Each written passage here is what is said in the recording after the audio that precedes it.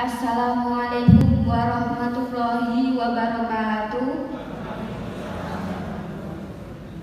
Selamat pagi, salam sejahtera buat kita semua. Pertama, saya ingin mengucapkan terima kasih kepada Kepala Dinas Perpustakaan dan Kearsipan Kota Blitar beserta tim panitia yang telah memberikan ruang dan apresiasi untuk karya saya. Kedua, saya ingin mengucapkan terima kasih kepada Bapak, Ibu, serta pemuda, dan tak lupa teman-teman yang berkenan hadir pada bedah buku hari ini. Sebelumnya, perkenalkan, nama saya Anissa Alfi Nur Fadilah yang berprofesi sebagai penulis dan pegiat literasi sejak saya masih duduk di bangku MTS atau SMP. Beberapa karya saya sudah disebutkan tadi oleh Pak Gede, pernah dimuat di media massa lokal ataupun nasional seperti Pikiran Rakyat Bandung, Koran Jakarta, Republika, Suara Merdeka Semarang, dan lain-lain.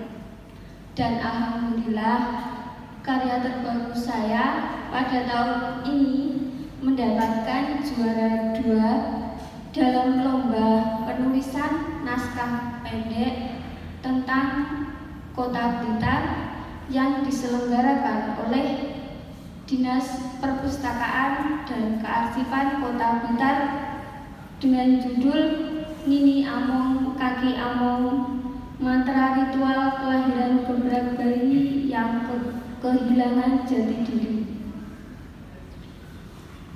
Sebelum saya mempertanggungjawabkan karya yang pernah saya tulis, boleh saya intermezzo sebentar, nggak? Di sini ada yang pernah menyaksikan, mendengar, atau bahkan ikut terlibat dalam prosesi ritual gebrak bayi? Oh, belum. Atau barangkali di sini ada yang suka kagetan? Enggak ada ya.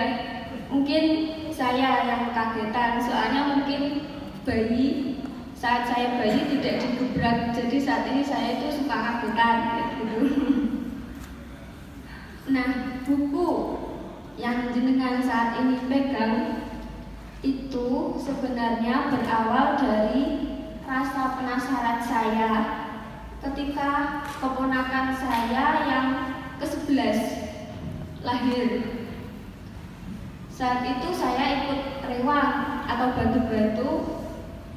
Tiba-tiba ada kerabat yang bilang kayak gini, "Yo, kayak di nini among kaki among, kayak dicepak nih, bucengnya." Saya kaget, apa itu nini among kaki among? Kok puitis, unik? Ya maklum nggih, soalnya saya itu seringkali nulis fiksi, baik puisi atau sastra. Jadi ketika mendengar sesuatu yang puitis, tiba-tiba muncul di sinyal inspirasi di otak saya kayak gitu. Nah, karena ada pengulangan kata among, nini among, kaki among, dan semenjak itu saya tinggalkan rewang, saya tinggalkan apa yang saya kerjakan saat itu, terus saya merekam semua prosesi ritual yang dilakukan kebetulan oleh kerabat sendiri. Itu ibu saya, nenek dari si jabang bayi. Dan hari ini saya berbicara di sini tentang ritual gebrak bayi berawal dari sisi sudut pandang literasi dan budaya. Jadi mungkin bukan dari sisi sudut pandang kesehatan atau yang lainnya. Ritual kelahiran bayi di Kota Blitar memiliki beragam prosesi. Di antaranya ada mendem ari-ari atau mengubur ari-ari, brokohan, gebrak bayi, sepasaran, selapanan, tedak sinten, dan lain-lain. Dan yang saya ingin ambil itu pada buku ini itu pada ritual gebrak bayi, karena sudah sulit ditemukan, sudah jarang ditemukan tentang prosesi ini. Ritual gebrak bayi adalah ritual kelahiran bayi yang masih dilakukan oleh sebagian masyarakat Jawa, termasuk di wilayah Kota Blitar. Gebrak yang dimaksudkan di sini adalah prosesi bayi ketika dibrak 3 kali, yang filosofi brak itu memiliki filosofi tersendiri. Dan yang saya ingin soroti itu pada mantranya terletak pada ini. Aki among mini among, amongnya si jambang bayi memencen pinter ojo dicengek, ojo tidak ning geni, engko kena geni, ojo tidak ning kali engko lak keli. Muga dadi bocah sing soleh lan solehah. Itu mantra ini di setiap wilayah tentu memiliki perbedaan karena interpretasinya di setiap wilayah dan leluhurnya juga berbeda. Lalu kenapa sih tagline-nya kok sebab manusia ada yang ngomong? Itu berangkat dari perkataan Mbah Sumirah, seorang dukun bayi, yang mengatakan bahwa soalnya awake dhewe iki enek sing ngomong kaki among, sing ngomong badane disambat, sing mbau reksa kanan kiri ngarep lan mburi sak dhuwur ngisore. Dan kenapa tagline-nya sebab manusia ada yang ngomong? Karena manusia itu di dunia itu menurut Jawa itu ada yang menjaga, mendampingi. Sebab manusia ada yang ngomong bermakna bahwa manusia terlahir tidak sendirian dan tidak boleh melupakan kodratnya sebagai manusia yang hidup berdampingan dengan berbagai makhluk. Dalam penulisan buku ini, saya juga melakukan kuesioner, membagikan kuesioner kepada masyarakat Blitar untuk mengetahui sejauh mana prosesi ini dikenal atau berkembang di masyarakat. Selain itu, saya juga melakukan wawancara terhadap 2 dukun bayi bernama Mbah Sumirah dan Bu Kasiem. Yang keduanya, yang beliau adalah memiliki keturunan dukun bayi sejak zaman dahulu. Dan penafsiran makna ini among kaki among menurut kuesioner yang pernah saya bagikan kepada masyarakat Kota Blitar, ada yang menafsirkan bahwa ini among kaki among itu dikaitkan dengan sedulur papat kalimo pancen, ada yang mengaitkan dengan kakak kawah adi ari-ari, 4 nafsu manusia yaitu supiah, amarah, alwamah, dan mutmainah. Ada yang mengaitkan dengan unsur alam, malaikat penjaga, serta elemen yang membentuk manusia yaitu cipta, karya, karsa, dan rasa. Lalu sebenarnya ritual gebrak bayi itu ada sesajinya enggak ya? Kira-kira ada enggak ya? Ada, ya ada. Dalam ritual gebrak bayi juga memiliki sesaji yang dianggap untuk menghormati among tadi. Among atau sesaji itu simbol atau simbol yang dipakai untuk negosiasi spiritual kepada hal-hal gaib atau makhluk gaib yang memiliki kekuatan, yang dianggap memiliki kekuatan spiritual di atas manusia. Lalu apa saja yang sesaji yang dalam ritual gebrak bayi? Ada, bisa dilihat, ada tumpeng. Bujengnya berisi tumpeng, bermakna tumuju marang pangeran. Ada kurupan, bungkusan, Uwel-uwel jeroan ayam melambangkan manusia yang memiliki unsur bagian dalam seperti usus, hati, kayak gitu. Cakar, sayap, dan kepala ayam melambangkan manusia memiliki kaki, tangan, dan kepala. Telur itu melambangkan manusia berawal dari benih. Sel telur, jenang merah dan putih, berambang, beras, dan cabai. Ini menurut dukun bayi Bukasiem itu mengatakan harus ada itu agar kelak dia bisa memasak di masa depan. Si calon bayi itu kelak bisa memasak, bisa ada kembang goreng dan lain-lain. Sedangkan tempat sesaji yang digunakan adalah cobek besar yang terbuat dari tanah liat, itu juga disebut layah. Layah di sini bisa diartikan sebagai jagat besar atau makrokosmos alam semesta ini, sedangkan kucing tadi adalah mikrokosmos atau manusia itu sendiri.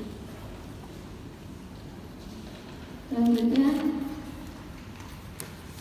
ritual gebrak bayi menurut beberapa teori itu memiliki ritual agama. Dalam sebuah upacara keagamaan tentu memiliki beberapa aspek.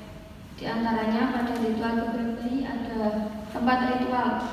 Biasanya dilakukan setelah bayi pulang dari bidan dan rumah sakit, dilakukan di kamar jabang bayi.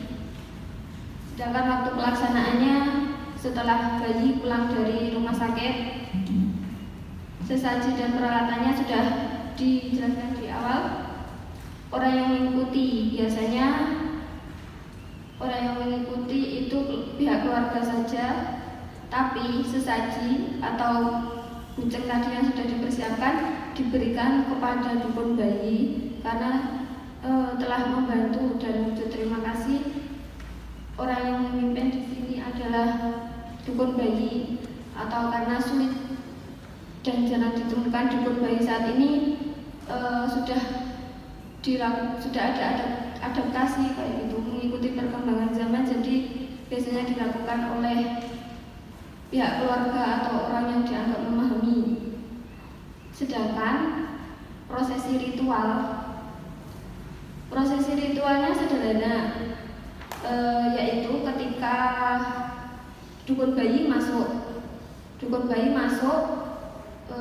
mengucapkan salam, bayinya disambat, terus bilang mantranya ya tadi itu hanya duplikat mantra. Kalau mantra yang asli yang banyak kayak gitu itu mungkin yang tahu hanya dukun bayinya sendiri ya. Setelah itu bayi dibrak 3 kali, brak, sudah itu selesai, terus keluar. Itu secara garis besarnya aja.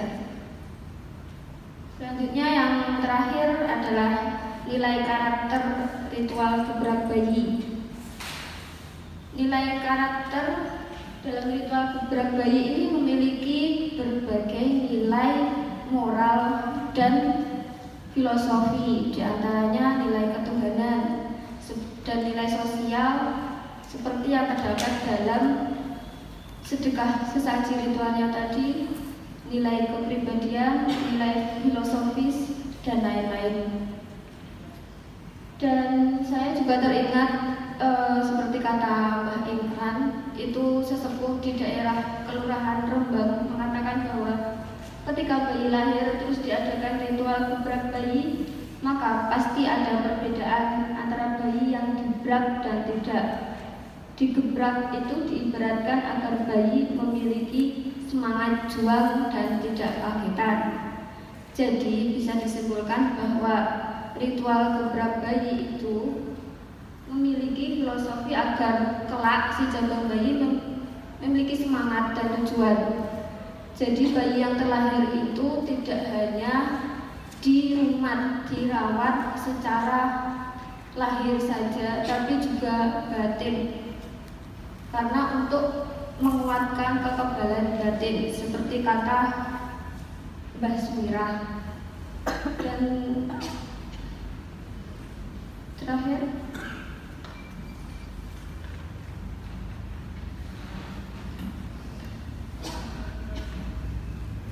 alhamdulillahirrahmanirrahim, hanya itulah yang dapat saya sampaikan. Mungkin hanya sekilas, nanti ada beliau-beliau yang lebih ahli dalam menjelaskan tentang ini dan membedah buku ini. Hanya itulah yang dapat saya sampaikan. Mohon maaf bila ada kesalahan dalam penyampaian kata, data, dan apa saja. Terima kasih telah menjadi saksi pertanggungjawaban karya saya hari ini. Bagi saya, kearifan lokal adalah jalan menuju ruang-ruang tersembunyi untuk menemukan jati diri.